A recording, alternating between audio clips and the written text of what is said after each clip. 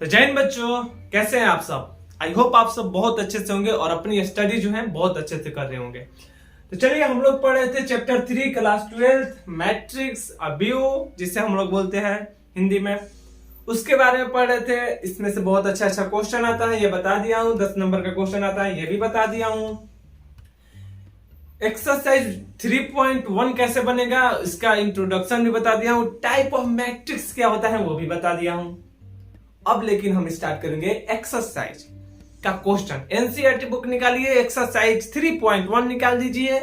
3.1 का question number 1 देखिए। Question number 1 कुछ इस तरह का ही दिखेगा आपको, वहां पर भी जहां जो ये मैं लिखा हूं।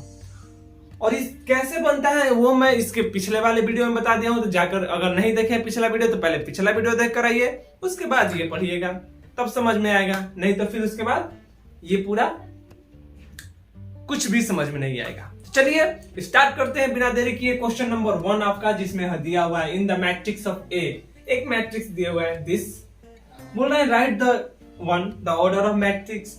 मैट्रिक्स का ऑर्डर लिखिए। फिर उसके बाद बोला है द नंबर ऑफ एलिमेंट, कितना एलिमेंट है वो लिखिए। फिर उसके बाद बोला है राइट द एलिमेंट, इतना इतना इतना, मतलब ये सब एलिमेंट लिखिए क्या क्या है हमारे पास। तो पहले जाकर देखिएगा वीडियो नंबर 1 में हम आपको बताए number of orders. Number of order जो होता है वो क्या होता है, rho into column. Rho into column. और रो इंटू कॉलम क्या होता है, रो हमारा जो होता है वो होता है पंक्ति, और कॉलम जो होता है हमारा स्तंभ। यानी पंक्ति ऐसे चलता है और स्तंभ ऐसे चलता है। ये होता है हमारा रो और ये होता है कॉलम। ये हमारा रो होता है, ये हमारा कॉलम होता है। जो हमारा बोलते हैं हिंदी में पंक्ति, और इसे क्या बोलते हैं, स्तंभ। स्तंभ यानी खड़ा। मैं जैसे अभी खड़ा हूं, ये क्या है, स्तंभ है। और मैं जब सोता हूं तो क्या होता है, पंक्ति होता है। ठीक है, ये जो है खड़ा वो क्या होता है, कॉलम होता है। और जो रो होता है वो ऐसे पलटा हुआ होता है। तो चलिए हम लोग गिन लेते हैं कितना रो और कितना कॉलम है।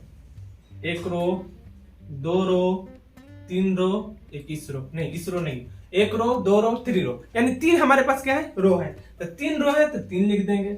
कॉलम कितना है, कॉलम 1, कॉलम 2, कॉलम 3, कॉलम 4, यानी 4 कॉलम है, यानी 3 इंटू 4 का क्या हो गया, ये मैट्रिक्स हो गया। इस मैट्रिक्स का ऑर्डर कितना है, 3 इंटू 4। अब क्या बता सकते हैं क्या ये स्क्वायर मैट्रिक्स है, बताइए, कमेंट कीजिए तो ये स्क्वायर मैट्रिक्स है कि नहीं है। चलिए अब आगे हम देखते हैं the number of the elements. अब इसका एलिमेंट कितना है, इसका जो हमारा है एलिमेंट कितना है, क्या कितना एलिमेंट है, द नंबर ऑफ एलिमेंट्स। अब एलिमेंट्स क्या होता है, एलिमेंट्स भी होता है रो इंटू कॉलम, यानी फिर से सेम हो 3 इंटू 4। लेकिन नंबर ऑफ पूछा है, यानी इसका नंबर पूछा है तो हमें मल्टीप्लाई करके लिखना होगा, जो कि होगा हमारा 12। क्या होगा, 12। सर भरोसा नहीं है कि 12 एलिमेंट है इसमें, नहीं भरोसा है। भगवान ने हाथ दिया है, आंख दिया है। 1 2 3 4 5 6 7 8 9 10 11 12, खत्म। भरोसा हो गया, भरोसा तो करना पड़ेगा, मैथ का फॉर्मूला है रो इंटू कॉलम। ऐसे भी गिन कर आप लिख सकते हैं 1 2 3 4 5 6 7 8 10 11 12, ऐसे भी लिख सकते हैं। बट अगर आप ये नहीं लिखेंगे नंबर काट लेगा आपसे, नहीं देगा नंबर। ऑब्जेक्टिव में आएगा, डायरेक्ट मारिए गिनकर ऐसे, नहीं तो याद है तो ऐसे कर लीजिए। यहाँ पर 3 3, ये तो छोटा है तब ना बना देंगे, और जब बड़ा यह इतना बड़ा हम दे देंगे। 1 2 3 4 करते रहिएगा। इसीलिए ये क्या किया है, फॉर्मूला हुआ है। एक लाइन गिने, ये लाइन। जब हम लोग देखते हैं बड़ा बड़ा मिस्त्री जो होता है, वो लोग क्या करता है, घर में जो ईंटा लगा होता है उसे बाहर से ही गिन लेता है। वो हम लोग एक एक करके गिनेंगे, वो बाहर से गिन लेंगे। कौन सा फॉर्मूला लगाता है, सेम।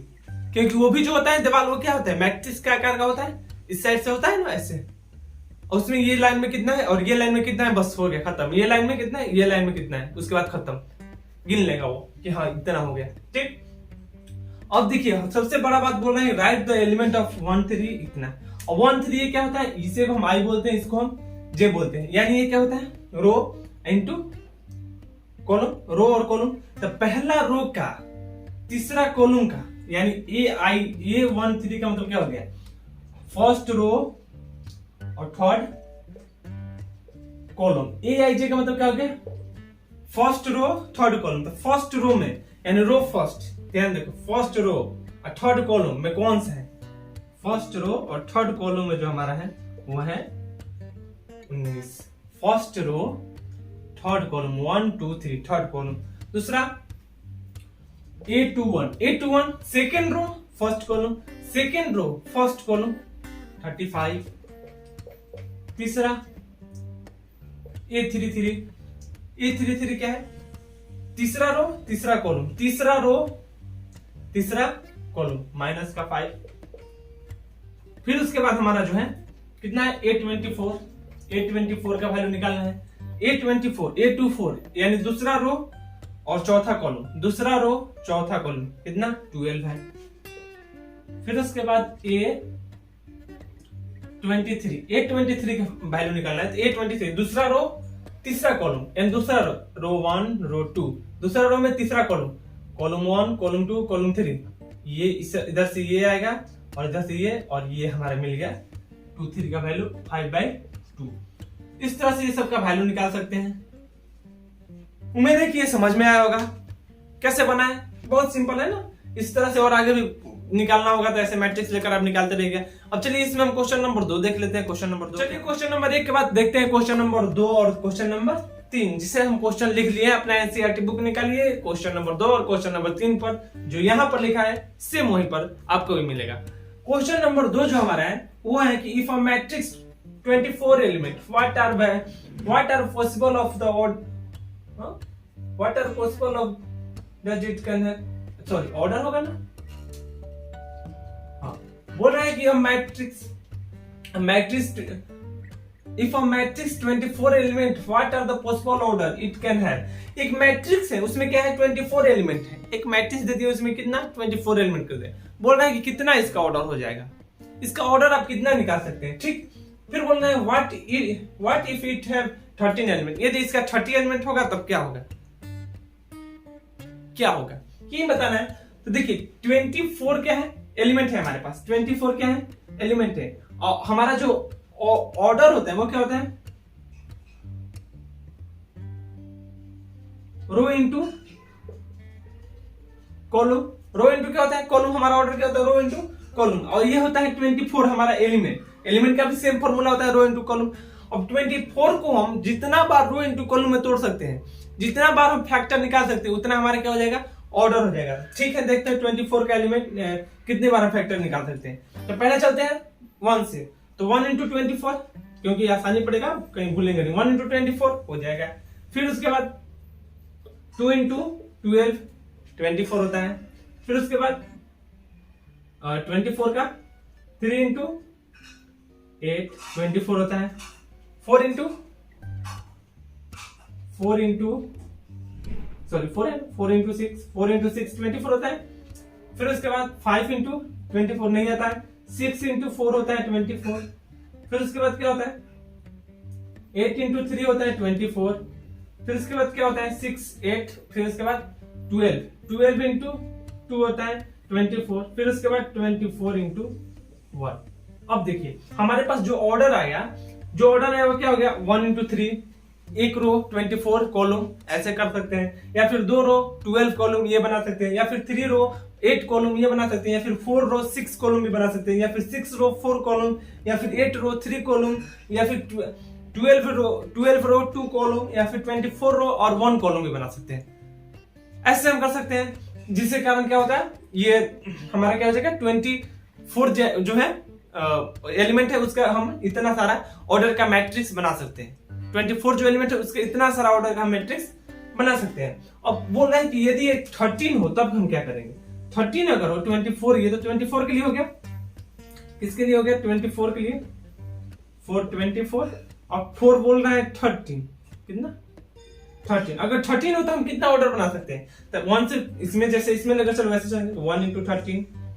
2 के टेबल में 13 आता है, 2 से 13 नहीं, 3 13 नहीं, 4 13 नहीं, तो यानी 2 ही ऑर्डर का बन सकते हैं, या तो 1 इंटू 13 या फिर 13 इंटू 1। या तो भैया आप एक रो और 13 कॉलम रखिए, या फिर 13 रो 1 कॉलम रखिए, और कोई आपके पास दूसरा रास्ता नहीं है। यदि आपके पास 13 एलिमेंट है तो अगर 30 एलिमेंट है मैट्रिक्स बनाना है तो एक रो 13 कॉलम रखिए, फिर 13 रो 1 कॉलम रखिए, यही हमारा ऑर्डर हो सकता है। और कोई ऑर्डर यानी और कोई तरीका हमारे पास नहीं हो सकता है, और कोई भी हमारे पास नहीं हो सकता है जिसके कारण हम आगे बनाए। सेम क्वेश्चन नंबर 3 भी है इसी में, क्वेश्चन नंबर 3 जो बोलना है वो बोलना है if a matrix has 18 elements, इसके पास कितने एलिमेंट 18 एलिमेंट्स हैं, ठीक। और फिर उसके बाद what are the possible order it can, इसका कितना, फिर वही क्वेश्चन कितना क्या हो सकता है, ऑर्डर हो सकता है। इफ इट है 5 एलिमेंट, यदि इसका 5 एलिमेंट है तब कितने ऑर्डर हो सकता है।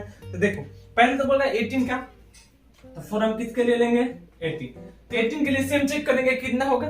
तो पहले हम चेक किए 1 into 18, एक रो 18 कॉलम यानी 18 कॉलम। फिर उसके बाद 2 into 9, 2 रो 9 कॉलम, ये भी हो जाएगा। 3 into 6, 3 रो 6 कॉलम। उसके बाद 3 into 6, 4 से 18 आएगा नहीं, 5 से आएगा नहीं, फिर 6 से आएगा।